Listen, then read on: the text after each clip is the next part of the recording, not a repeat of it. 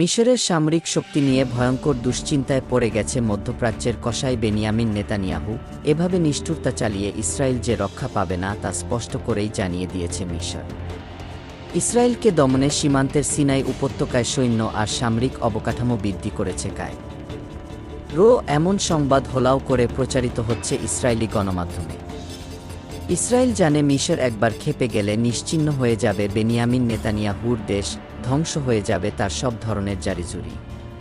এমনকি মার্কিন যুক্তরাষ্ট্র বাঁচাতে পারবে না ইসরায়েলকে। সে কারণেই এখন মিশরের সেনা সমাবেশ নিয়ে ষড়যন্ত্রের পায়তারা করছে ইসরায়েল।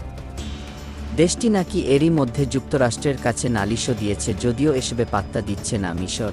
উল্টো ইসরায়েলের ক্ষমতার মোহ নিয়ে প্রশ্ন তুলেছেন মিশরের পররাষ্ট্রমন্ত্রী বদর আব্দুল আতমি। গাজা, পশ্চিম তীর এবং এই অঞ্চলে ইসরায়েলি আগ্রাসন নিয়ে আলোচনা করতে ফিলিস্তিনের ফাতা প্রতিনিধি দলের সাথে মিশরের পররাষ্ট্রমন্ত্রী বৈঠক করেছেন। পাশাপাশি সেই আলোচনায় স্থান পেয়েছে গাজা উপত্যকা পশ্চিম তীরের বর্তমান উন্নয়ন প্রতিনিধি দলের নেতৃত্বে ছিলেন ফাতা কেন্দ্রীয় কমিটির সচিব মেজর জেনারেল জিবরিল রাজা। বৈঠকে আব্দুল আতমি গাজায় যুদ্ধবিরতির জন্য মিশরের চেষ্টা এবং মানবিক সাহায্য প্রবেশের বিষয়ে আলোচনা করেন।